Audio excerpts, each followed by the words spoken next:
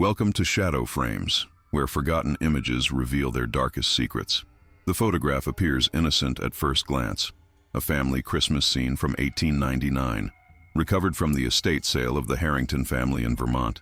This sepia-toned image captures what should be a moment of simple holiday joy. A decorated tree stands in the corner of a Victorian parlor, adorned with candles and simple ornaments. A mother in high-collared dress, a father with proud mustache, and 3 children, 2 boys and a girl, sit posed before their seasonal display. The photographer clearly intended to document a festive family Christmas at the turn of the century. The Harringtons appear comfortable, though with the stiff formality typical of photographs from that era. No one smiled. Exposure times were still lengthy, and Victorian sensibilities frowned upon casual expressions in formal portraits.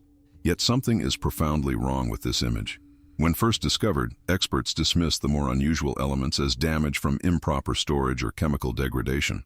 The print was sent to photographic conservators at Miskatonic University, who employed modern enhancement techniques to clarify the image. What they revealed defies rational explanation. The stockings hanging along the ornate fireplace mantel, 4 of them, presumably one for each child and a decorative one, appear to be in different positions in different areas of the photograph. This is not a simple case of double exposure. Rather, when viewed through specialized lighting, the stockings seem captured in sequential positions, as though the photograph somehow recorded their movement over time, an impossibility given photographic technology of 1899. More disturbing still is what the enhancement revealed inside the stockings. Where there should be bulges suggesting candies or small toys, the enhanced image shows what appear to be fingers, human fingers, pressing outward against the fabric. The Harrington family history offers no immediate explanation. Church records show they attended Christmas services that year. The children received presents. Yet by February of 1900, all 3 Harrington children had been committed to the Beaumont Sanitarium for what was described as acute nervous disorder characterized by persistent night terrors. The parents' journal entries from January 1900, discovered with the photograph, mention the children's claims that something came down the chimney that wasn't St. Nicholas. The entries grow increasingly concerned before stopping abruptly in mid-February. The photograph itself seems to possess unusual properties.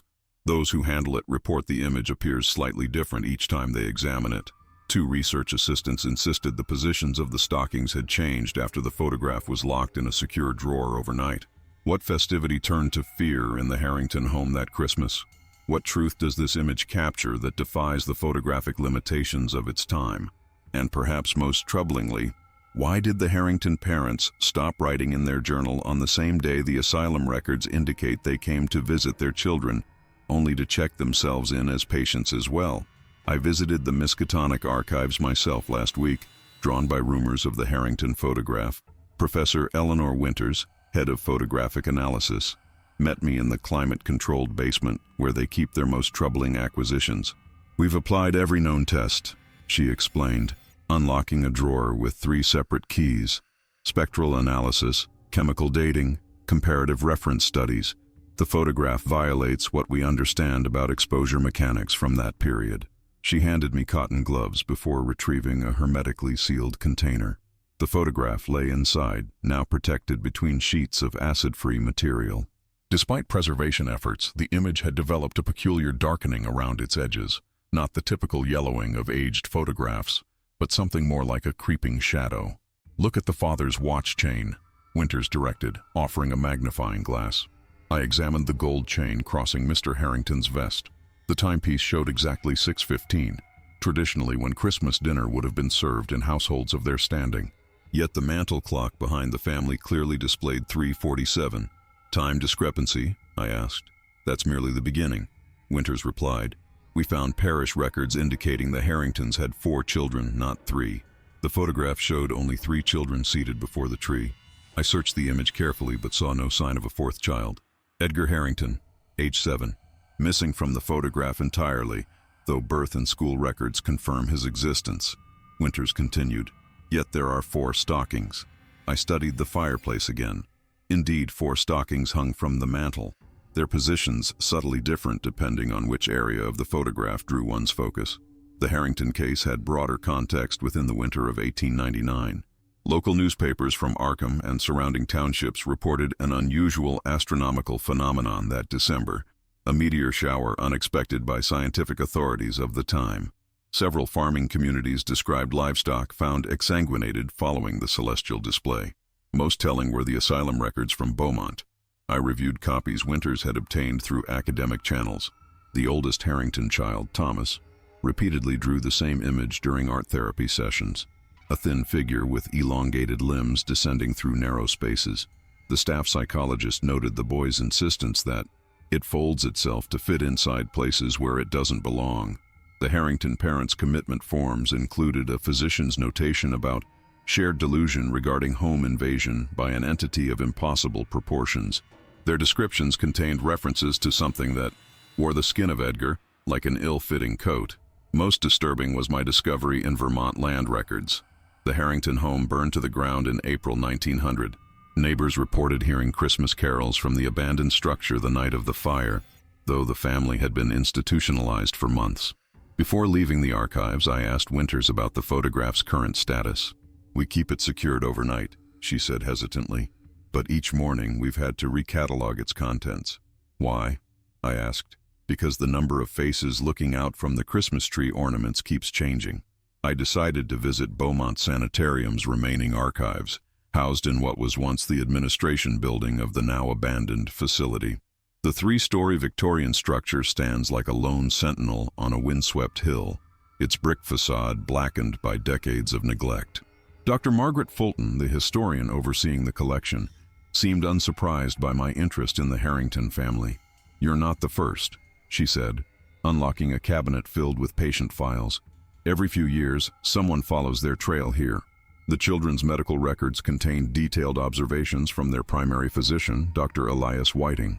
His handwriting, initially steady and methodical, grew increasingly erratic in the February entries. I noticed he began referring to the visitor in his notes about the Harrington children's night terrors. The youngest girl, Sarah, age 6, insists upon sleeping with her stockings tightly clutched in her hands. One entry read, "When Nurse Peterson attempted to remove them during bathing, the child became hysterical, screaming that, 'The fingers will find me if I don't have my barrier.'" More revealing was an envelope containing personal effects. Among them, I found a fragment of Christmas wrapping paper with peculiar markings that resembled no language I recognized. Dr. Fulton identified it as having been recovered from Eleanor Harrington's possession upon admission. The mother was particularly disturbed, Dr. Fulton noted. She repeatedly told staff that something had been delivered to their home on Christmas Eve that they hadn't ordered. Most significant was the discovery of Edgar Harrington's death certificate, dated December 24, 1899, the day before the photograph was taken. The cause listed was natural decline following fever, yet school records showed him in perfect health just days earlier. A sealed envelope marked Whiting Personal Observations, Restricted, contained the doctor's private journal. In it, he described an unusual event during his examination of the Harrington parents. While questioning Mr. Harrington about Edgar's absence from the family photograph, the electric lights momentarily failed. In that instant of darkness, I distinctly observed a child-sized silhouette standing behind him, a silhouette with proportions no human child could possess. When illumination returned seconds later, nothing was there. Most disturbing was Mr. Harrington's reaction. He had not flinched, but rather nodded as if in acknowledgement of something expected. The final pages of Whiting's journal documented his growing conviction that whatever afflicted the Harringtons was spreading among Beaumont's staff. Nurses assigned to the children began reporting someone whispering Christmas carols through the heating vents. An orderly resigned after claiming he saw one of the stockings the girl kept, now in the sanitarium's possession, slowly changing position while locked in a storage cabinet. Dr. Whiting's last entry, dated May 1900, contains a frantic note. "It has followed them here. I saw it using the Christmas tree photograph as a doorway. It wears Edgar's face imperfectly. I've destroyed every camera on the premises, but it's too late. It's learning how to step through any reflective surface." The journal ends mid-sentence. According to employment records, Dr. Whiting left Beaumont the following day without formal resignation. No subsequent record of his existence appears in any database I've consulted. Before leaving, Dr. Fulton handed me a small box. "This was with the Harrington files," she said. "I've never opened it." Inside was a Christmas ornament, A simple glass ball, partially silvered on the inside. I could have sworn I saw a face in its reflection that wasn't mine. I returned to my office shaken, the ornament secured in multiple layers of cloth and locked in my desk drawer. The reflection I'd seen haunted me, a child's face with adult eyes, wearing an expression of patient hunger. I needed to understand what connected the photograph to the tragedy that consumed the Harringtons. My research led me to Elizabeth Denton, now 97, the last living person with a connection to the original case. As a young girl, she had lived next door to the Harrington home. Her niece had agreed to a brief visit at the assisted living facility in Arkham. Elizabeth sat rigidly in her wheelchair by the window, her cataracts giving her eyes a milky appearance. When I mentioned the Harringtons, her arthritic hands clutched the armrests. "No one believed me," she whispered. "I saw what happened that Christmas Eve." According to Elizabeth, she had been 8 years old when her mother sent her to deliver a fruitcake to the Harringtons. Through their front window, she witnessed the family photographer setting up his equipment. Young Edgar had been present, standing beside the Christmas tree.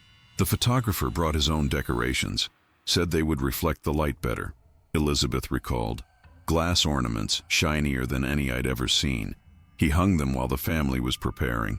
She described watching as the photographer positioned the family, deliberately placing Edgar slightly apart from his siblings. As he prepared to capture the image, he removed the lens cap and began counting exposure time. "That's when it happened," Elizabeth said, her voice dropping. "The ornaments started to glow from within, not reflecting light, producing it. Edgar started to scream, but no sound came out. His mouth just opened wider and wider until—" She stopped, trembling. "Until what?" I gently prompted. "Until it wasn't a mouth anymore, just an empty space, like he was being turned inside out." The photographer never stopped counting. The family never moved. They just watched. Then Edgar was gone, and the ornaments stopped glowing.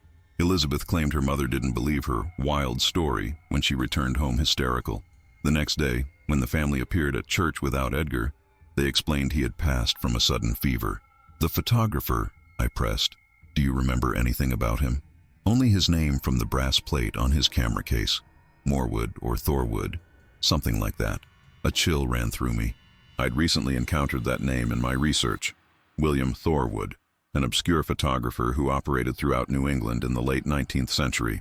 His surviving works were characterized by unusual light phenomena experts attributed to chemical peculiarities. Elizabeth gripped my hand with surprising strength before I left. The Harringtons weren't alone. Every family Thorwood photographed during that December lost someone. Not always immediately, but eventually. And always at Christmas. I've spent the week tracking down other Thorwood photographs. I've located 17 so far in various historical collections. Each features a Victorian family Christmas. Each family suffered unexplained tragedies within months. Most disturbing was my discovery in the university's telescope logbook from December 18, 99. An astronomer recorded not a meteor shower, but a single anomaly, an object of impossible geometry that appeared to descend directly over Arkham before dividing into countless luminous particles. The Harrington ornament remains in my drawer. Sometimes I hear it softly tapping against the wood, like something gently knocking to be let out. I called Professor Winters with my findings about Thorwood, and her silence on the other end of the line lasted so long, I thought we'd been disconnected. "Come to the archive tonight," she finally said. "There's something you need to see." After hours, the Miskatonic basement took on a different character, the fluorescent lights casting harsh shadows between the tall shelving units. Winters met me with dark circles under her eyes, her typically immaculate appearance now disheveled. "We've been tracking down Thorwood's history," she explained, spreading documents across a reading table. "He wasn't just a photographer. Town records from Providence show he twice studied under an astronomy professor who was later dismissed for heretical cosmological theories." She pushed forward a faded pamphlet titled Interspatial Gateways, The Mathematics of Summoning. The author was listed as W. Thorwood. "He was experimenting with something beyond photography," Winters continued, her voice tight. "We believe he was using silver nitrate emulsions and glass plates as a kind of doorway." "For what?" I asked. "For something that learned about Christmas, about invitation and threshold crossing, about how humans willingly create entry points into their homes on that particular night." She showed me a partially reconstructed journal recovered from Thorwood's abandoned dark room in Boston. His increasingly manic entries, described calibrating his photographic chemicals to the correct resonance after the celestial event of December 18, 99. He wrote about visitors waiting to be focused into our reality and the perfect aperture between worlds. The Christmas ornaments, I murmured. Elizabeth Denton said they glowed from within. Silver-backed glass. Winters nodded. Traditional ornaments used silver nitrate inside, the same chemical fundamental to photography. Thorwood wasn't just taking pictures, he was creating a network of portals. My hand instinctively went to my pocket, where I'd placed the ornament before coming. Winter's eyes widened upon seeing it. "You brought it here? Into the archive?" Before I could answer, the lights flickered. From drawers throughout the archive came soft, rhythmic tapping sounds, photographs moving within their storage containers. "It's starting again," Winters whispered. "The winter solstice is approaching. The astronomy department reported the same stellar anomaly last night, exactly 123 years later." She grabbed my arm. Thorwood's last known location was an observatory in Quebec. After the Christmas of 1900, he vanished completely, but not before mailing dozens of his ornaments to photography studios across the Northeast. The tapping from the drawers grew more insistent. The ornament in my pocket felt suddenly warm. "What happened to the Harrington children?" I asked. "The asylum records end abruptly in December 1900, Winters said. "The final entry for each child simply reads, 'Returned home for Christmas,' but their home had burned months earlier." The overhead lights dimmed completely, leaving only the glow of emergency exit signs. In that red illumination, I saw something impossible.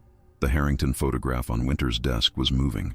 The three children turned their heads in unison to face the camera directly. Behind them, a fourth child-shaped outline began to resolve itself. The ornament burned against my leg. Through the fabric of my pocket, an impossible light began to shine. "They're not photographs," Winters whispered, staring at the drawers now rattling throughout the archive. "They're windows, and Christmas is coming." The lights in the archive flickered back on as suddenly as they had gone out, leaving Professor Winters and me blinking in the harsh fluorescence. The Harrington photograph had returned to its original state, the faces once again frozen in Victorian stillness. The tapping from the storage drawers had ceased. "It's testing boundaries," Winters whispered, "getting stronger as the anniversary approaches." I removed the ornament from my pocket using a handkerchief, placing it carefully on the table. In normal light, it appeared innocuous, a tarnished, silver-backed glass ball with age-cracked spiderwebbing across its surface. "We need to understand what Thorwood actually accomplished," I said. "No photographer simply stumbles upon interdimensional portals." Winters nodded, pulling a leather-bound volume from her satchel. "This arrived yesterday from a private collector in Montreal. Thorwood's technical notes from 1898 to 1899. The book contained detailed chemical formulations, astronomical calculations, and page after page of symbols reminiscent of what I'd seen on the Christmas wrapping paper in the Harrington effects. Most disturbing were Thorwood's methodical accounts of his failed apertures. 19 families photographed before the Harringtons, each with subtle anomalies noted in the margin. "Threshold incomplete, subject resistance too strong," read one. "Doorway closed prematurely, child aware of transmission attempt," noted another. The Harrington entry was marked simply, "Success, full manifestation achieved through Edgar. Remaining subjects imprinted for delayed collection." "Delayed collection," I repeated. The asylum commitments weren't consequences of trauma. They were part of Thorwood's plan. Winters turned the page to reveal a calendar with specific dates circled in red, the final date being December 25th, 1900, exactly 1 year after the Harrington photograph. Beside it was a sketch of what appeared to be a telescope assembly, but with photographic plates arranged in a circular pattern around the eyepiece. "He wasn't just bringing something through," Winters said. "He was creating a lens network, using families as anchors for something larger." I suddenly recalled the Beaumont Sanitarium's location, on a hill with unobstructed views of the night sky. The asylum wasn't chosen for isolation. It was selected for astronomical alignment. A notation on the final page chilled me. "When the configurations align again, the apertures will reopen. 123 years precisely." Winter's phone rang, startling us both. She answered, her expression growing grave as she listened. "That was security," she said after hanging up. "Someone broke into the photography department overnight. They took all the antique camera equipment, silver nitrate chemicals, and glass plates. Who? I asked. The security footage shows a man in outdated clothing. His face is never visible, but... She hesitated. But what? He left something behind. A Christmas card addressed to both of us. From her bag, she produced an envelope sealed with red wax. The handwriting was elegant Victorian script. Inside was a simple card bearing a familiar image, the Harrington family Christmas photograph, but altered. In this version, all faces were turned toward the camera, including a fourth child with hollow eyes. Behind them stood a tall figure in photographer's clothing. The card's message read, "Christmas reunion, 1 century after. The collection concludes this year. You've helped locate the final apertures. Thank you for your assistance." It was signed simply, W. Thorwood, photographer of record. The ornament in my possession proved to be our most direct connection to Thorwood's machinations. I brought it to Dr. Amelia Chen in the university's material analysis laboratory, carefully explaining its significance while omitting the more fantastical elements of our investigation. She agreed to examine it under controlled conditions, behind specialized barriers. "This glass composition is peculiar," she reported after preliminary tests. "The silver backing contains trace elements inconsistent with 19th century manufacturing processes." Under spectroscopic analysis, the ornament revealed patterns that Dr. Chen struggled to categorize. "These aren't impurities," she explained, showing me waveform readouts. "The silver contains organized structures at the molecular level, almost like circuitry, but organic in nature." Most disturbing was her observation about the interior space. According to our volumetric scans, the interior dimensions exceed the exterior measurements by approximately 17%. That's physically impossible. While the lab conducted further tests, I visited the observatory where Winters had identified the recurring stellar anomaly.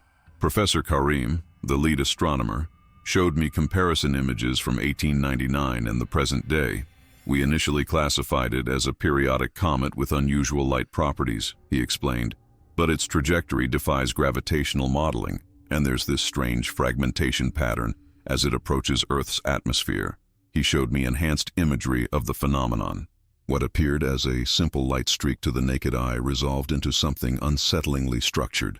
Ribbons of luminescence that seemed to curl around themselves in geometries that made my eyes hurt to follow.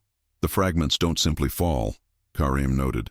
"They appear to select destinations." I received an urgent call from Winters that evening. Elizabeth Denton had passed away in her sleep. Nursing home staff reported her last words were, "The photographer is developing his final collection." More troubling was what they discovered in her room. Every reflective surface covered with Christmas wrapping paper. The patterns on the paper matched exactly the symbols from Thorwood's notebook. She was trying to block apertures. Winters said when I arrived at the facility, "Look at this." She showed me Elizabeth's personal calendar.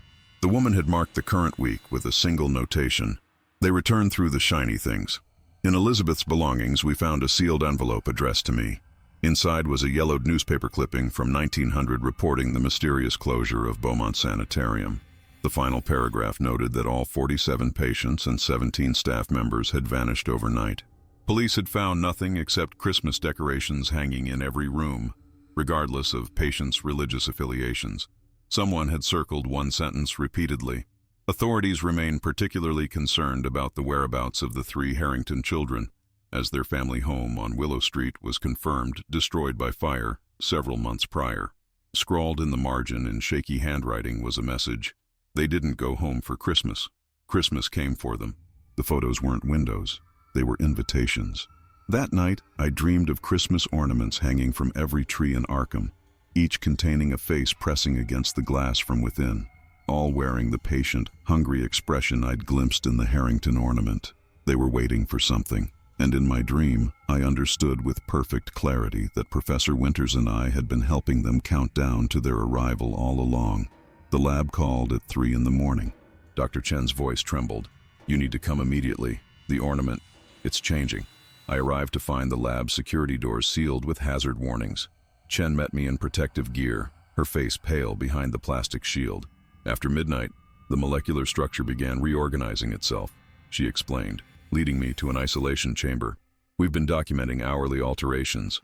Inside the chamber, the ornament hovered 6 inches above the examination table, rotating slowly without any visible means of support.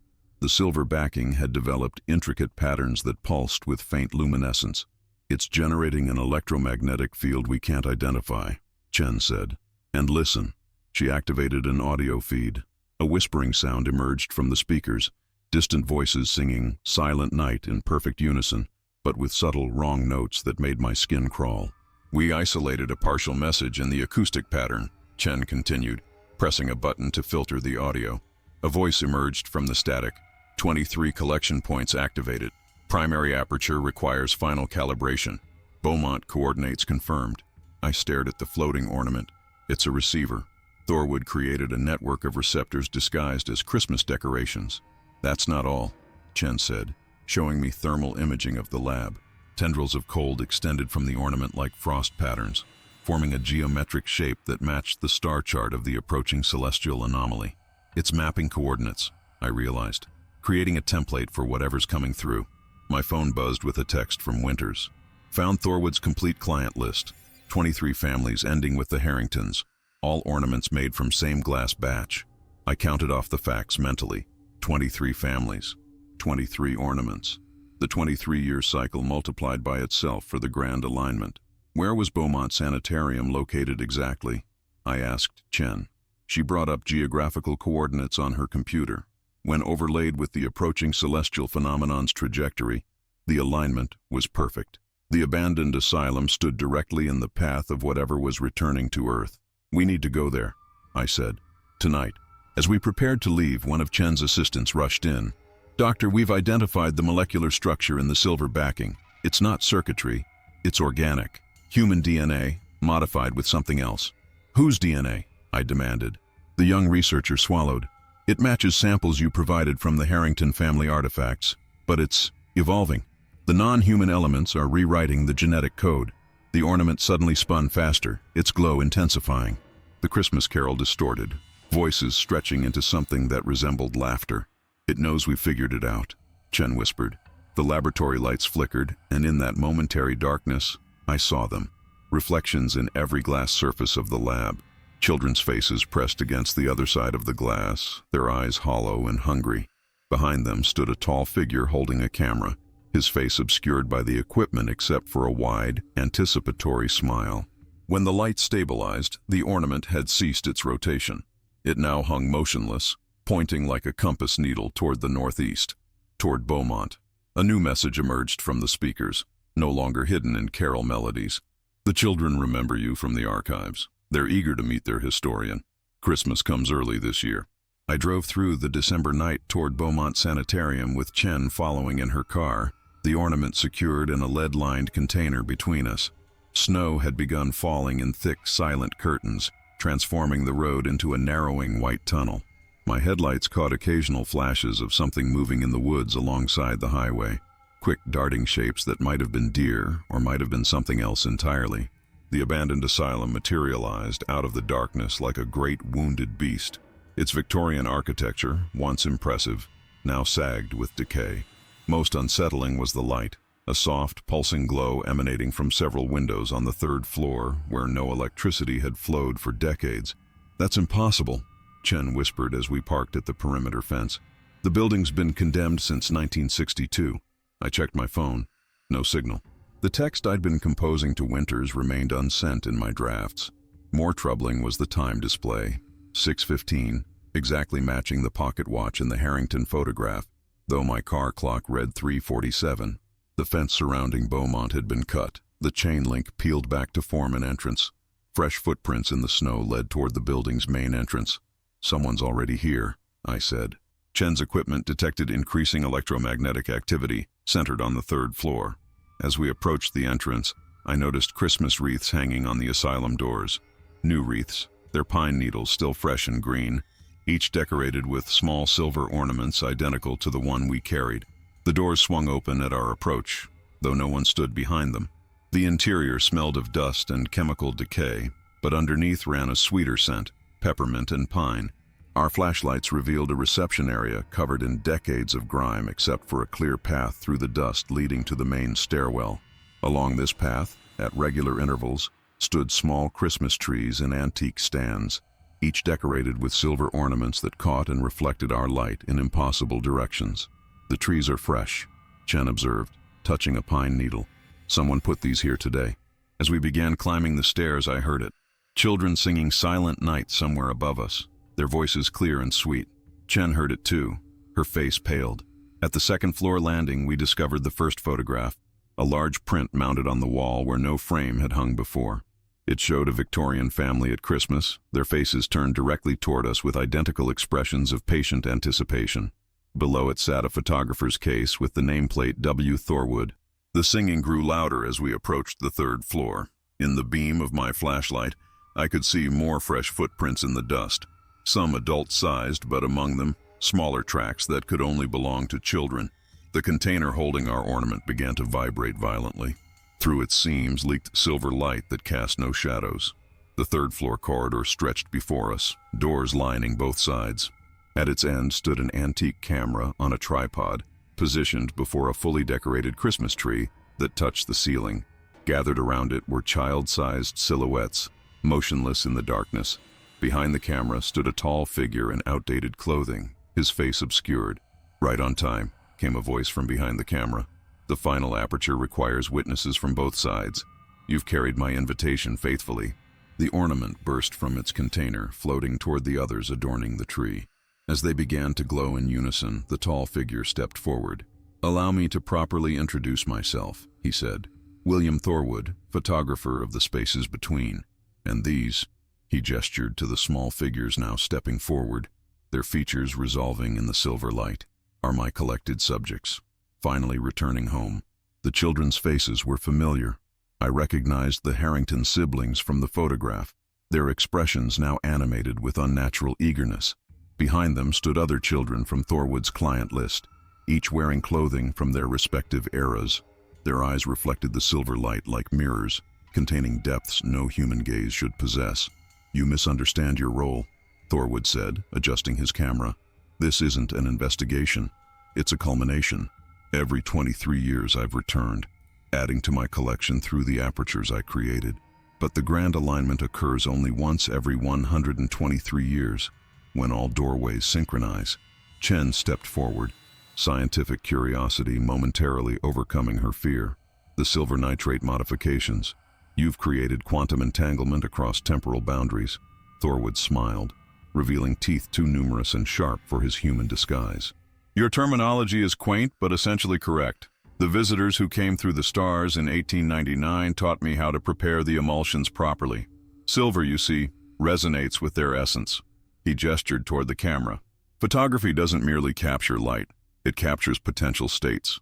My benefactor showed me how to suspend subjects between potential states indefinitely." The children began arranging themselves in a semicircle, exactly matching their positions in the original photographs. Where gaps appeared, they looked expectantly toward Chen and me. "The missing pieces," Thorwood explained. "My collection requires completion before midnight. The celestial alignment allows for full manifestation. My benefactors emerging completely into this reality, while my collected subjects serve as anchors." I noticed now that each child held something in their hands. Christmas stockings, identical to those that had seemed to move in the Harrington photograph. The ornaments on the tree pulsed in unison with their movements. "The stockings," I whispered in realization. They weren't moving in the photograph. The photograph was capturing multiple realities simultaneously. "Precisely," Thorwood beamed. "The finger-like impressions were my benefactors testing the boundaries between worlds. They've been so patient, existing partially for over a century, waiting for the proper alignment." Outside the asylum windows, the snowfall had stopped unnaturally mid-air, flakes suspended as though time itself had paused. Through the frozen precipitation, the night sky revealed the approaching celestial body, no longer a distant streak, but a writhing mass of luminescence directly overhead. "Why Christmas?" Chen asked, stalling as she slowly reached for her phone. "Invitation rituals," Thorwood replied. "Humans have such charming customs, decorating trees with shining objects, hanging stockings for nighttime visitors, leaving offerings by the hearth. You literally prepare doorways and issue invitations to entities you cannot comprehend." He checked his pocket watch. 6:23. Perfect timing. The children began singing again, their voices resonating with the vibrating ornaments. Through the silver spheres, I glimpsed landscapes that weren't of Earth, geometrically impossible architectures under skies of churning darkness. "Now," Thorwood announced, positioning himself behind the camera. "Please join our portrait. The final aperture requires fresh subjects to complete the exchange." Behind him, through the largest ornament on the tree, something vast was unfolding itself to fit through. The ornament on the tree grew until it resembled a doorway of polished silver, its surface rippling like disturbed water. Through it extended what I first took to be branches or tentacles, but which resolved into impossibly elongated fingers. They moved with deliberate precision, testing the air of our reality as a blind creature might explore unfamiliar terrain. "The exchange begins," Thorwood announced, his voice taking on a rhythmic quality that matched the children's singing. "As they come through, you will go in. A perfect symmetry." Chen had managed to activate her phone's recording function, holding it partially concealed. "What happened to Edgar Harrington?" she asked. "He was the first, wasn't he?" Thorwood's smile tightened. "Edgar was an imperfect vessel. My benefactors found his consciousness resistant. They had to hollow him quite thoroughly before wearing him effectively." A child stepped forward, the girl I recognized as Sarah Harrington. She held her Christmas stocking toward me. "It doesn't hurt," she said in a voice that contained multiple tones speaking simultaneously. "Not after you stop remembering who you were." The elongated fingers from the ornament portal reached toward us, leaving frost patterns in the air where they passed. One brushed against Chen's shoulder, and I watched in horror as her skin beneath her coat began to crystallize, tiny silver fractals spreading outward from the point of contact. She gasped, dropping her phone, which shattered on impact with the floor. The recording was lost. "Preparation has begun," Thorwood said, sounding pleased. "Your physical forms require conditioning to survive the crossing." I backed away, my mind racing through everything we'd learned. 23 families, 23 years between partial manifestations, 123 years for complete emergence. "The Beaumont staff and patients," I said suddenly. "You didn't take them in 1900. You converted them into conduits, living apertures. That's why you needed this location specifically." Thorwood looked impressed. "Very good. Their consciousness became the structural support for our network. Every mirror, every reflective surface they've touched since has been modified, including your Miskatonic archives." As if responding to this revelation, the walls of the asylum began to shimmer, decades of grime melting away to reveal polished surfaces underneath, mirrors embedded within the structure itself, capturing and reflecting the silver light from the ornaments in complex calculated patterns. "Professor Winters," I realized with dread. "You've already taken her." "She was most helpful in locating the final ornaments," Thorwood confirmed, "especially the one you so thoughtfully transported here. Her consciousness now exists within our network, helping to widen the aperture." Chen collapsed to her knees, silver patterns now visibly spreading across her face. The children moved to surround her, their small hands reaching out in unison. In that moment, I noticed something crucial: the lead-lined container that had held our ornament. It lay on the floor where Chen had dropped it, its interior still showing the specialized shielding that had temporarily contained the ornament's influence. If Thorwood's benefactors required silver as their conduit between worlds, then perhaps its opposite might disrupt their carefully orchestrated doorway. As the silver fingers extended toward me, I lunged for the container. The lead-lined container felt abnormally heavy in my hands as I positioned myself between Chen and the approaching figures. Thorwood's expression shifted from confidence to something resembling concern. "An interesting choice," he said, his voice resonating strangely in the mirrored room. "But futile. The alignment is already established." I ripped the container open fully, exposing its lead lining. The effect was immediate. The nearest silver fingers recoiled as though burned, their crystalline structures fracturing where they came closest to the dense metal. The children's synchronized singing faltered, their voices momentarily discordant. "Lead disrupts the silver conduits," I called to Chen, whose transformation had halted at her shoulders. "It's why they needed specialized carriers like Thorwood. Normal humans can't tolerate prolonged contact with both elements." Thorwood's human disguise began to slip, his skin seeming to separate along invisible seams. "You understand so little," he hissed, his voice now layered with other voices. "I am not their servant. I am their prototype. The first successful hybridization." The revelation struck me with horrifying clarity. Thorwood hadn't been working with these entities. He was their first creation, an advance scout sent through during an earlier alignment. His photographic experiments weren't just portals, they were attempts to refine the transformation process. 1876, I said, remembering the astronomical records. You came through during the previous minor alignment. You've been preparing for 123 years. Thorwood nodded, his features shifting subtly beneath his skin.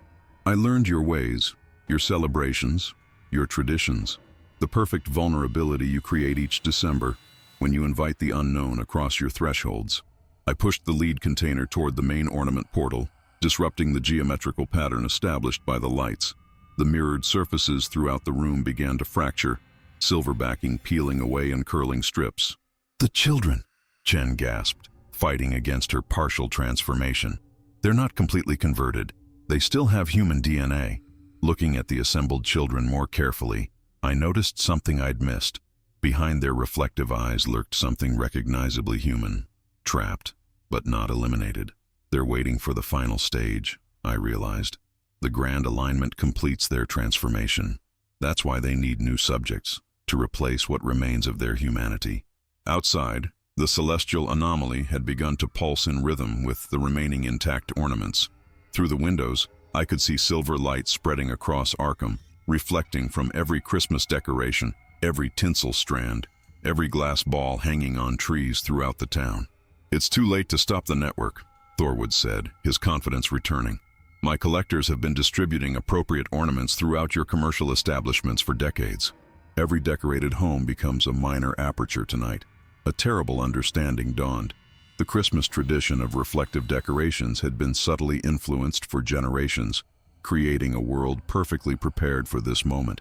Not just 23 families, but potentially thousands of reception points disguised as festive decor.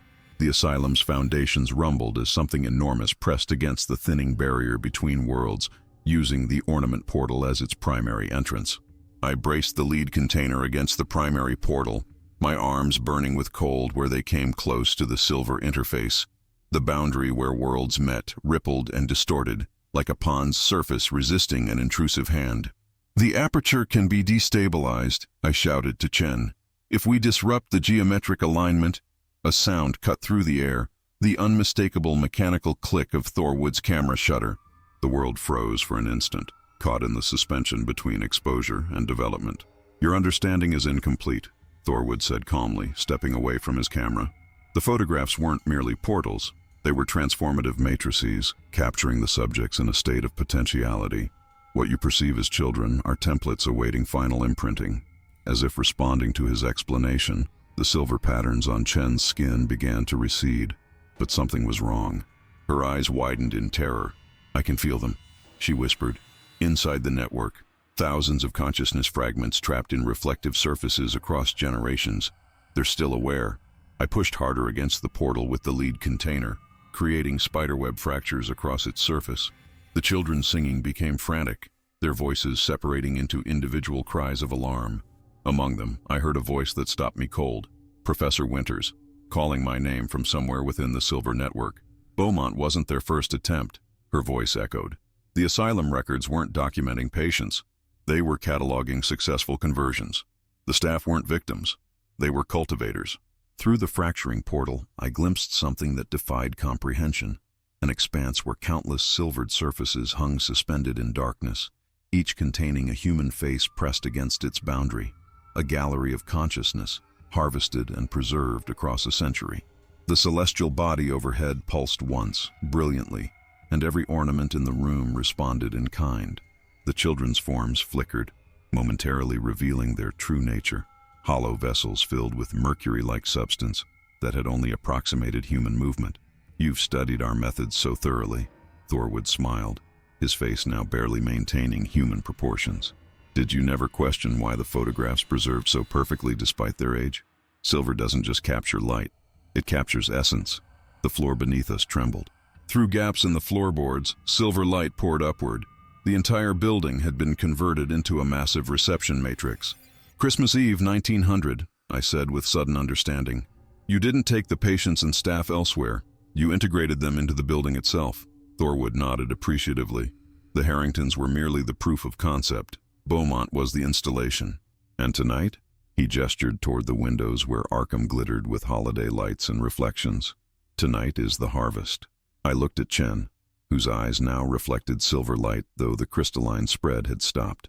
Something of her consciousness remained, fighting the conversion process.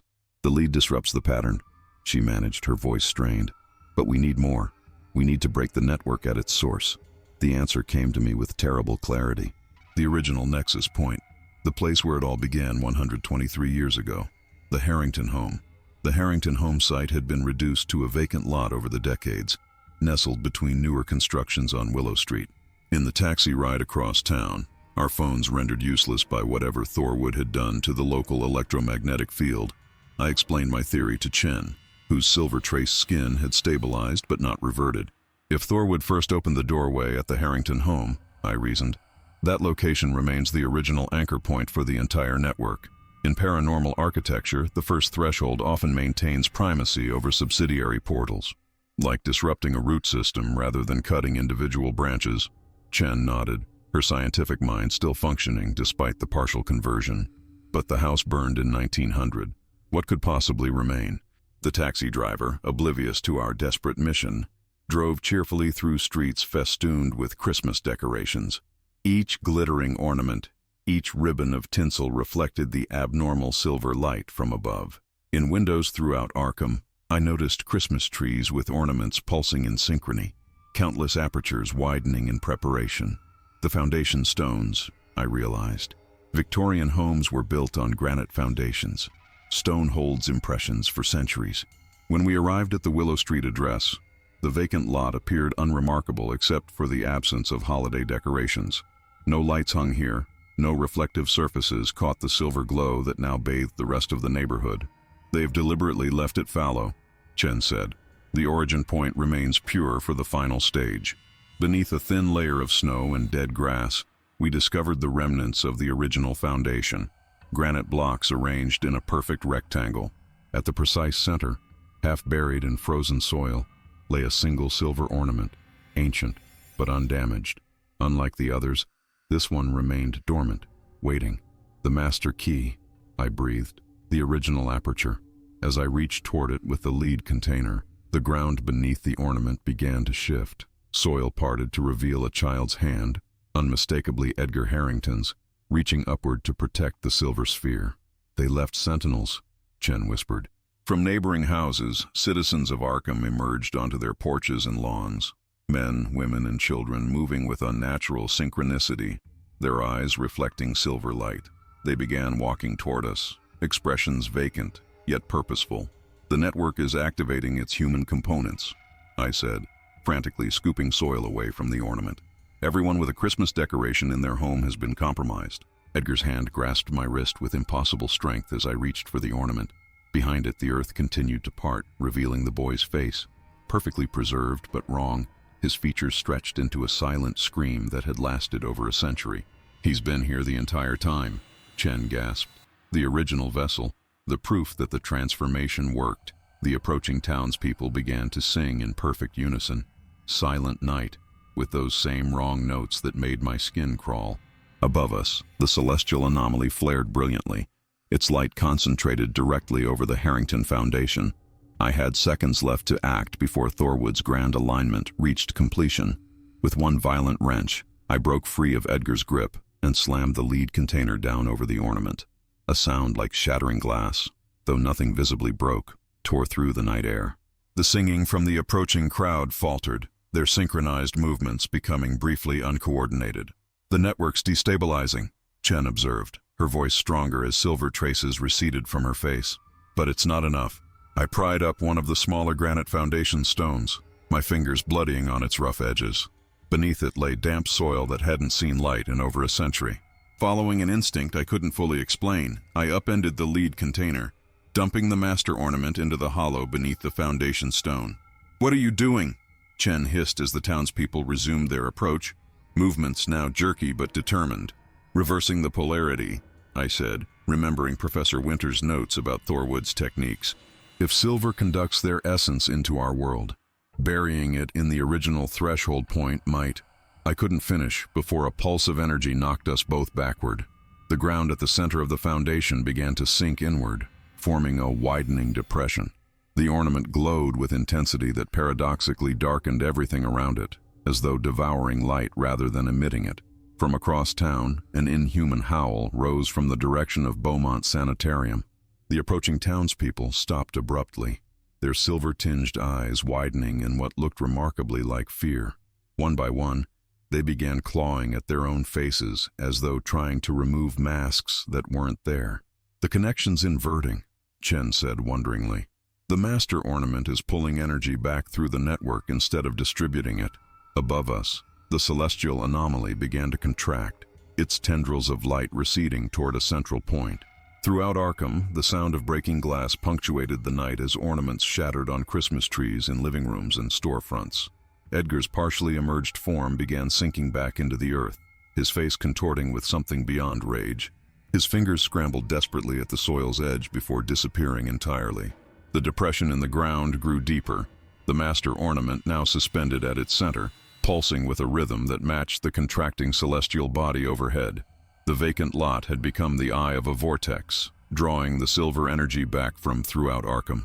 "We need to complete the circuit," Chen said suddenly, scientific clarity returning fully to her voice. "The lead container. It needs to cap the depression once the ornament reaches critical mass." I retrieved the container, positioning it at the edge of the growing void, as townspeople all around us collapsed to their knees, silver light pouring from their eyes and mouths, streaming toward the foundation. Through this maelstrom of receding energy, I saw the true nature of what had been happening in Arkham for generations. Not an invasion, but a gradual colonization. Not a sudden emergence, but a patient, methodical replacement. And at its center stood the ornament, now pulsing with such intensity that looking directly at it caused stabbing pain behind my eyes. "Now," Chen shouted as the ornament reached its zenith of power. "Complete the circuit." I slammed the lead container over the pulsing ornament, completing the circuit. The effect was instantaneous.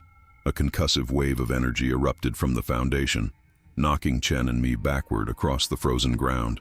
Silver light shot skyward in a concentrated beam, connecting the Harrington Foundation directly to the celestial anomaly above. The writhing mass of otherworldly energy began to collapse inward, as though being forcibly compacted. Throughout Arkham, Christmas decorations simultaneously shattered, releasing captive consciousness fragments that spiraled toward the foundation in ribbons of luminescence. "The doorway's reversing," Chen gasped, watching as fallen townspeople stirred, silver light no longer reflecting in their eyes. From the direction of Beaumont Sanitarium came a sound of collapsing masonry. The horizon flashed repeatedly as though lightning were striking in the same location, each pulse diminishing in intensity. The ground beneath the lead container trembled violently. Small fissures formed around the Harrington Foundation, releasing bursts of pressurized silver vapor that dissipated into the night air. Each release carried whispered voices, fragments of those who had been trapped in Thorwood's network across generations. "They're being freed," I said, recognizing Professor Winter's voice among the escaping consciousness fragments. Then I heard it. Beneath the chaos, a distinct mechanical clicking, the sound of a camera shutter rapidly opening and closing. From the container came Thorwood's voice, distorted with rage and something akin to fear. "You've inverted the process," he hissed, "but not terminated it. The alignment will come again." The celestial anomaly contracted to a brilliant point before vanishing entirely, plunging Arkham into natural darkness pierced only by conventional holiday lights. The silver glow faded from the decorations throughout town, leaving ordinary glass and tinsel. As silence descended, Chen approached the lead container cautiously. "The master ornament still active," she observed, "contained but not neutralized." I examined the foundation stones more carefully, noticing symbols carved into their undersides, the same markings from Thorwood's notebook. He prepared this site specifically. Whatever we've done tonight is temporary. Across Arkham, confused citizens were helping each other to their feet, disoriented but apparently unharmed. The network had been disrupted before complete conversion could take place. "We need to secure the container," Chen said. "The university has isolation facilities that might hold it until we determine how to permanently neutralize its properties." As we carefully lifted the lead container, I noticed a message forming in the frost on its surface, words appearing from the inside. "Christmas comes yearly, I need only wait." The Miskatonic archives would need to document everything about Thorwood's network, the astronomical cycle, the connection to Christmas traditions, the silver conduits disguised as harmless decorations. Most importantly, we would need to locate and secure any remaining ornaments from his original collection, for while we had collapsed the aperture temporarily, the next alignment would come. And somewhere in dimensions adjacent to ours, Thorwood's benefactors were still watching, still waiting for their invitation to be renewed. The container grew suddenly cold in my hands, unnaturally, impossibly cold, as though something inside had begun counting down to next Christmas.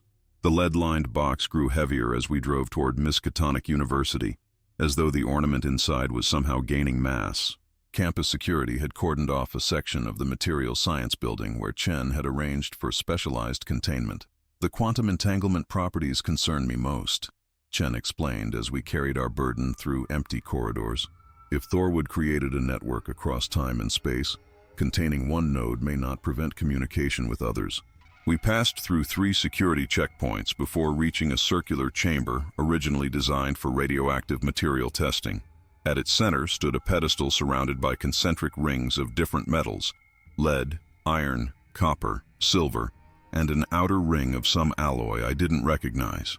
Faraday cage principles modified for metaphysical containment, Chen explained. We've been developing it for certain artifacts the archaeology department occasionally recovers. As we placed the container on the pedestal, I noticed photographs on a nearby desk.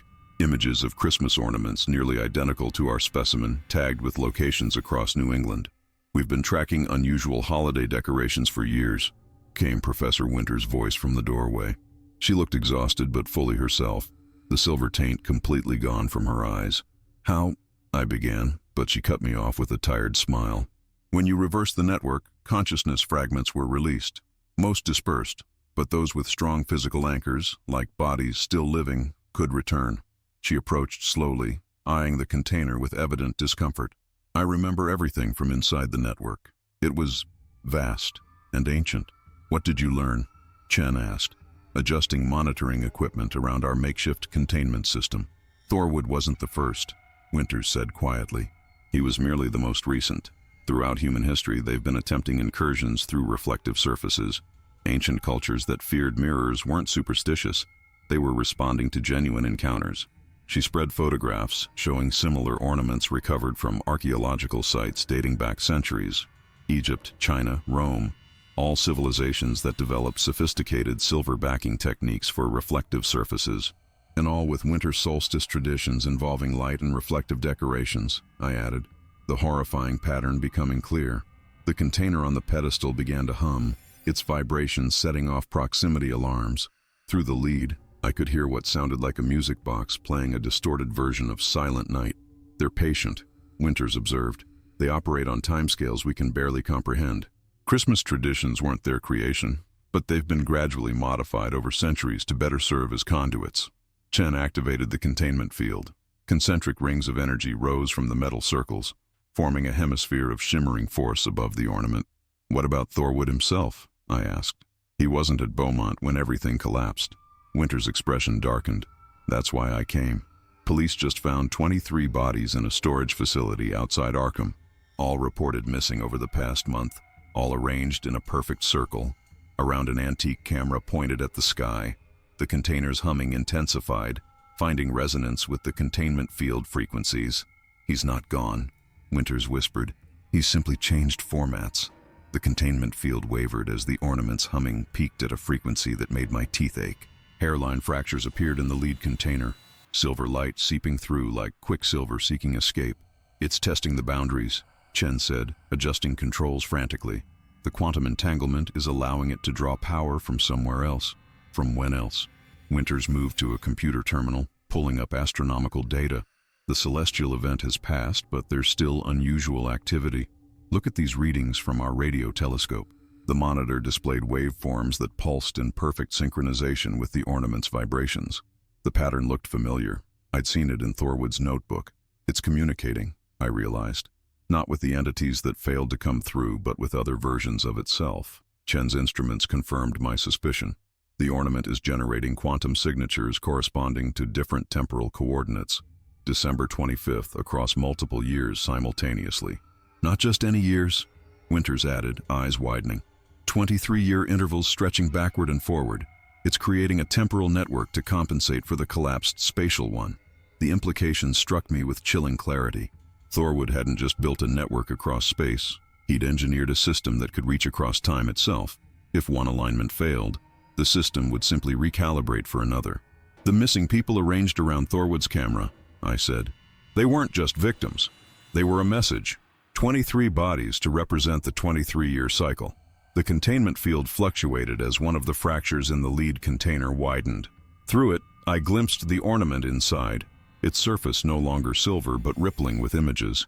Christmas scenes from different eras, each containing the same familiar faces, watching from within decorated trees and reflective surfaces. We can't destroy it, Chen said, monitoring energy readings. Attempting to do so could release whatever consciousness fragments remain trapped inside, and we don't know if destruction would truly end its function or merely disperse it. Winters approached the containment field cautiously. When I was inside the network, I sensed Thorwood's true nature. He wasn't converted by the entities, he invited them. His consciousness merged willingly with theirs centuries ago, during a previous alignment.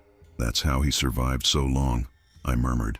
Each William Thorwood we've traced through history was the same consciousness moving through different vessels, Winters finished. The photographer identity was merely his preferred method of creating new apertures. The ornament's humming suddenly ceased, plunging the laboratory into eerie silence. The fractures in the lead sealed themselves as though they had never existed. It's gone dormant, Chen observed, checking readings. But energy signatures suggest it's not inactive, just waiting. On the console beside her, a calendar displayed the date. I counted forward 23 years, my finger landing on another Christmas. Whatever we had contained today would be waiting patiently for that future alignment, for another chance to open the door. We haven't stopped it, I said quietly. We've only postponed the next attempt. The university assembled a special task force for what we now called the Thorwood Containment Initiative. Beyond the lead and electromagnetic fields, we incorporated elements suggested by Winter's experience within the network. Obsidian barriers, ancient symbols found in cultures that had previously repelled similar incursions, and quantum dampening technology developed from Chen's research. It's holding stable, Chen reported 1 week after our encounter at the Harrington Foundation. But I'm detecting micro-fluctuations during certain hours. Let me guess, I said. Between midnight and 3 in the morning, the traditional witching hours. More specific than that, Winters interjected, showing us a chart. 6:15 to 6:23 p.m. and 3:47 to 3:55 a.m. The exact times displayed on the Harrington photograph. We established a rotation of observers who would monitor the containment chamber during these windows.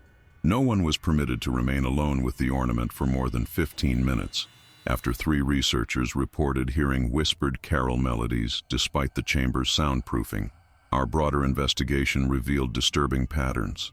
Every 23 years since 1899, Arkham had experienced a statistically impossible spike in missing persons cases during December. Most were written off as holiday depression-related suicides, when bodies weren't recovered. Those that were found often showed unusual crystalline structures in their ocular fluid, silver nitrate deposits that medical examiners had misidentified as chemical exposure.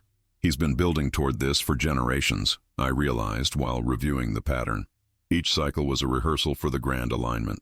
Most troubling was our discovery about Thorwood's camera.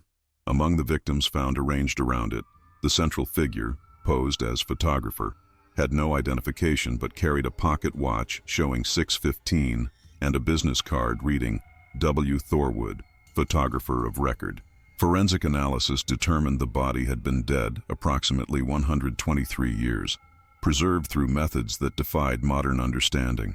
He left his vessel behind, Winters theorized.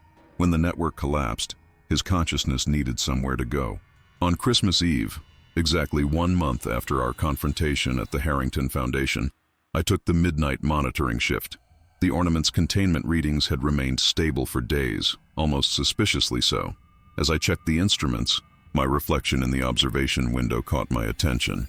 Something about my eyes seemed different, the irises reflecting light at unusual angles. I leaned closer, and for a brief, terrifying moment, I saw not my face, but Thorwood's looking back at me, his mouth forming words I couldn't hear. The containment field surged without warning, instruments registering massive energy fluctuations before settling back to normal levels. When technicians reviewed the footage later, They found 23 seconds of static during which neither I nor the containment field were visible on camera. I have no memory of those missing seconds. But sometimes when I look at Christmas decorations, I feel a profound sense of recognition, as though something inside me is remembering homes it has visited before and anticipating those it still plans to enter. The dreams began 3 nights ago. Vivid flashbacks to those missing 23 seconds in the containment chamber. In them, Thorwood's voice speaks directly to me, no longer obscured by static or distortion. "We are not invaders," he explains, as we stand in a dimension of reflective surfaces and impossible angles. "We are refugees. What your scientists call stars are the dying embers of our reality collapsing. Each ornament, each silver-backed glass, is a lifeboat carrying fragments of our civilization." The revelation struck me with the force of undeniable truth. The celestial anomaly wasn't an invasion force, but the death throes of a universe adjacent to ours, one whose physical laws were failing catastrophically. Their consciousness, incompatible with our physical forms, required silver conduits and human vessels as intermediaries. I confronted Winters with my theory this morning, expecting skepticism. Instead, she silently unlocked her desk drawer and removed a journal, her private documentation of the memories she retained from inside Thorwood's network. "I saw it too," she admitted. "Their dying world, the desperate measures to preserve what remained of their civilization. But there's something more problematic than refugees seeking sanctuary." She opened the journal to pages filled with complex equations and diagrams. Their universe operated under different physical laws. When they enter ours, those laws begin to bleed through. The more of them that come through, the more our reality begins to resemble theirs. The Christmas traditions they'd influenced over centuries suddenly made terrible sense. They weren't merely creating doorways, but gradually altering our relationship with light, reflection, and perception. Each generation growing more comfortable with reflective decorations, with inviting the unknown into our homes during the darkest nights of the year. "Their salvation is our transformation," I whispered. Chen's latest containment report confirmed this hypothesis. The ornament wasn't trying to escape. It was changing the properties of space around it. Measurements taken within a 6-foot radius showed subtle alterations in how light behaved, how time flowed. The effect remained contained, but it was expanding by microscopic increments daily. Most disturbing was what we found inside Edgar Harrington's disinterred coffin yesterday. Not remains, but a perfectly preserved glass orb filled with swirling silver consciousness fragments. The cemetery records showed similar orbs had been buried with each Harrington family member and with patients who died at Beaumont Sanitarium. For over a century, Thorwood hadn't been creating a network. He had been building a population, preserving the refugees in specially prepared vessels buried throughout Arkham's soil, waiting for the alignment that would allow them to emerge simultaneously. The final piece came today when astronomers confirmed what my dreams had already revealed. The celestial anomaly that appears every 23 years isn't approaching our world. It's our world gradually approaching the dying remnants of theirs, the boundaries between realities thinning with each orbital cycle, with each Christmas that passes. We aren't containing an invasion. We are postponing an inevitable convergence. The implications of our discovery shattered the foundations of everything I thought I understood about reality. This wasn't merely a paranormal phenomenon that could be contained with sufficient resources or knowledge. The merging of universes represented a fundamental cosmic transition that had been unfolding across centuries.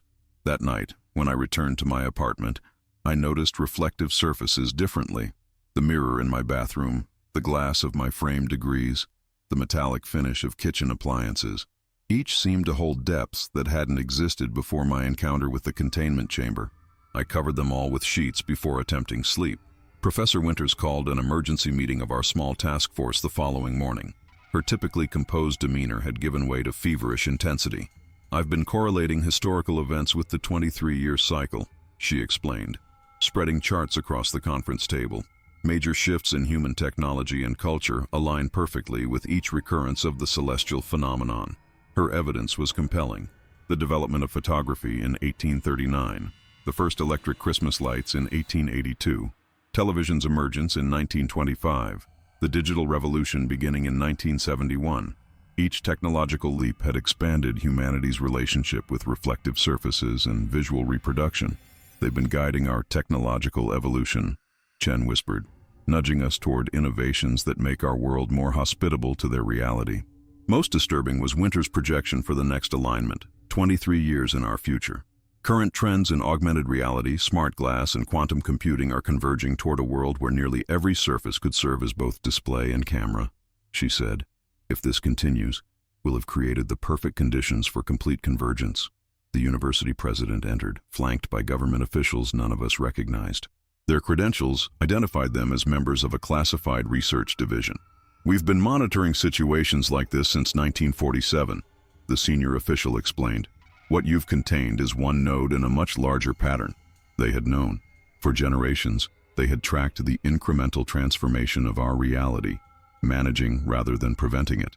Their strategy was adaptation, not resistance. "Complete prevention is impossible," the official continued. "But we can guide the convergence, shape it, establish parameters for coexistence."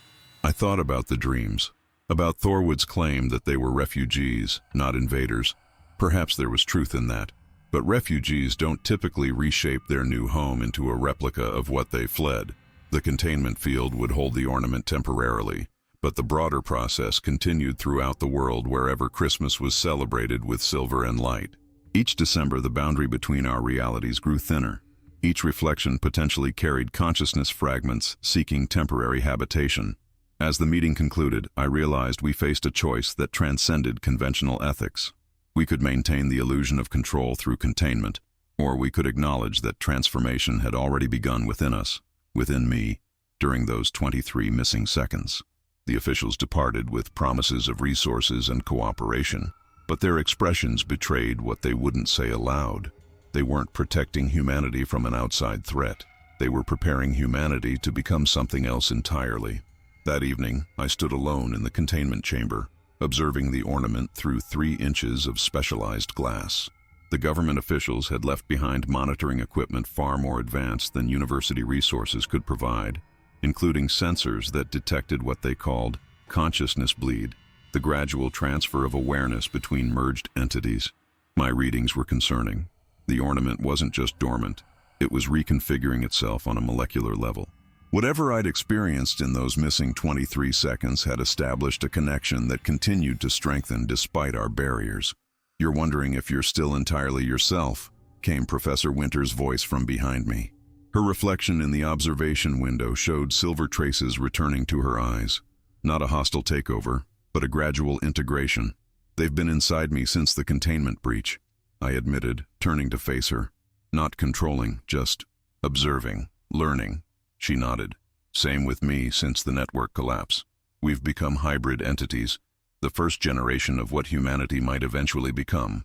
Chen arrived with new scans of Arkham Cemetery where we'd found Edgar's orb. Ground-penetrating radar had revealed hundreds of similar glass spheres buried beneath headstones dating back centuries, concentrated primarily around holidays. "These weren't just isolated incidents," she explained. "The entire process of cultural assimilation has been cyclical, with each Christmas serving as an anchor point for incremental convergence." The Harrington photograph had been moved to a dedicated vault, its anomalous properties now understood not as supernatural horror, but as documentation of a universal transition point, the moment when 2 realities first achieved sustainable contact through human intermediaries. "The children weren't victims," I said, understanding finally settling. "They were pioneers. Their consciousness fragmented not from trauma, but from expanding to accommodate an entirely different perceptual framework. What we had interpreted as malevolence, the moving stockings, the fingers pressing outward, were simply the first tentative communications from beings who experienced reality through entirely different sensory mechanisms. Our Christmas traditions are evolutionary adaptations," Winters observed. "The lights, the reflective decorations, they're humanity's intuitive preparation for a perceptual shift that's been approaching for millennia." As December 25th approached once again, Arkham residents reported dreams of silver light and expanded awareness. Not nightmares of invasion, but visions of transformation. The convergence continued at its measured pace, 23-year cycles building toward the grand alignment when the process would complete itself. I found myself remembering Edgar Harrington with unexpected sympathy. He hadn't been claimed by something monstrous, but had instead become the first successful bridge between universes, his consciousness preserved not as a captive, but as a translator helping others navigate the transition. The containment initiative gradually evolved into the Convergence Guidance Program, with those of us who had been partially integrated serving as interpreters between realities. The government officials weren't hiding an invasion. They were managing the most significant evolutionary leap in human history. As winter solstice arrived, I placed an ornament on my own Christmas tree. Not silver-backed glass, but a new hybrid material Chen had developed that allowed controlled, consensual consciousness sharing between worlds. The photograph that had begun our journey now served as a historical marker, the moment when humanity first glimpsed its future reflected in silver and light. The ornament on my Christmas tree pulsed gently on Christmas Eve, not with sinister intent, but with familiar recognition. Through it, I could glimpse fragments of the other reality. Geometries that once seemed horrifying now appeared as complex and beautiful as snowflakes. My perception had expanded to accommodate both worlds simultaneously, a gift of the integration that began in those missing 23 seconds. I invited Winters and Chen to my home that evening, along with representatives from the Convergence Guidance Program. As midnight approached, we gathered around the tree not in fear, but in anticipation of what the complete alignment might reveal. The Thorwood Containment Initiative files have been declassified, announced Director Marwell, the most senior government official overseeing our work. Public disclosure begins next year, with carefully structured educational programs to prepare for the 23-year milestone. "How are people responding to the preliminary information?" I asked, watching silver light play across my living room walls. "Better than expected," Marwell replied. "Religious institutions have been particularly receptive, interpreting the convergence through existing theological frameworks of transformation and transcendence." Chen nodded thoughtfully. "Christmas itself has always been about the miraculous entering the mundane. This merely expands the concept. Through my enhanced perception, I could see the thinning boundaries between realities manifested as shimmering veils across Arkham. The celestial entity we had once feared now appeared in its true form, not an invader, but a desperate exodus of consciousness seeking continuation as their physical universe collapsed. "I've been communicating with Edgar," Winters said quietly. "His consciousness has evolved beyond what we initially understood. He wasn't the first to cross over, just the first to do so successfully in the modern era." She showed us her research documenting similar crossings throughout human history, each interpreted through cultural lenses of the time. Angelic visitations, fairy abductions, divine incarnations, all represented contact points in the gradual convergence of realities. The Harrington photograph wasn't documentation of horror, I realized aloud. It was the first successful recording of simultaneous existence in multiple states, what quantum physicists have theorized but never directly observed. As the clock approached midnight, my hybridized perception revealed the truth that had eluded us initially. Thorwood hadn't been manipulating humanity toward destruction, but guiding us toward evolutionary adaptation. Each Christmas ornament, each mirror, each reflective surface had been preparing us incrementally for a perceptual shift necessary for survival. "The real question isn't whether we can stop the convergence," Chen said, "but whether we can guide it toward harmonious integration rather than replacement of one reality by another." The ornament on my tree brightened as midnight struck, casting silver light that connected with similar illuminations across Arkham. Through this network, I sensed countless consciousnesses awakening to expanded awareness. Not just those from the adjacent reality, but human minds opening to greater understanding. What we had begun as an investigation into horror had transformed into the documentation of humanity's next evolutionary step, one that would fully manifest when the grand alignment occurred 23 years hence. 23 years later, I returned to the archives where our journey began. The Harrington photograph now hung prominently in the Convergence Museum's central gallery, no longer feared but celebrated as the first documented moment of successful integration between realities. My silver-tinged eyes, now common among those who'd been early intermediaries, reflected in the glass as I studied the image I'd once found so terrifying. The stockings that appeared to move, the fingers pressing outward, the mismatched times on the watch and mantel clock, all evidence not of horror, but of multiple dimensions temporarily occupying the same space. Edgar Harrington, once thought victimized, now served as humanity's ambassador to the refugees whose universe had continued its gradual collapse. His consciousness, preserved in that silver ornament for over a century, had evolved into something that could translate concepts between fundamentally different perceptual frameworks. "Seeing it again after all this time?" Professor Winters asked, approaching with Chen beside her. Both now carried the distinctive silver reflections of long-term integration. "Today's the day, the grand alignment. The astronomical event we'd once feared now approached its culmination, not as catastrophe but as completion of a process that had unfolded across generations. Throughout Arkham and beyond, Christmas decorations had evolved into consciousness-sharing interfaces, allowing voluntary communication between realities. Thorwood's latest message confirmed the final phase begins at sunset," Chen said, checking her watch, displaying 6:15 of course. "The refugees estimate 73% of their remaining population can transfer before their universe completes its collapse. What we once interpreted as invasion had been revealed as the most profound salvation effort in cosmic history, one species reaching across dimensional boundaries to preserve another before catastrophic universal failure." I placed my hand against the Harrington photograph's glass, feeling the familiar resonance of consciousness fragments within. "Have we prepared enough for the changes the complete integration will bring?" "Humanity has had 23 years of incremental adaptation," Winters reminded me. "The Beaumont site is ready to serve as the primary reception point, just as Thorwood originally intended." The abandoned asylum had been transformed into the Convergence Center, its foundations reinforced with the hybrid materials Chen had pioneered. Around it stood 23 transmission towers, each containing one of the original ornaments we'd recovered over the decades. "Not everyone will choose integration," Chen acknowledged, "but those who do will experience perception beyond anything we could have imagined before that Christmas Eve in the archives." As sunset approached, I felt the familiar sensation of consciousness expanding beyond physical limitations. Through silver-backed surfaces across the world, refugees would find sanctuary not by displacing human hosts, but by harmonious collaboration. Two perceptions sharing experiential space. The Harrington children had been merely the first.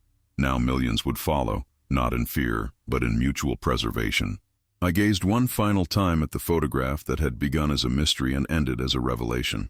The Christmas it captured wasn't an invasion disguised as celebration, but the first moment when humanity glimpsed its evolutionary future reflected in silver and light. Another photograph, another dark secret revealed. Until next time, this has been Shadow Frames.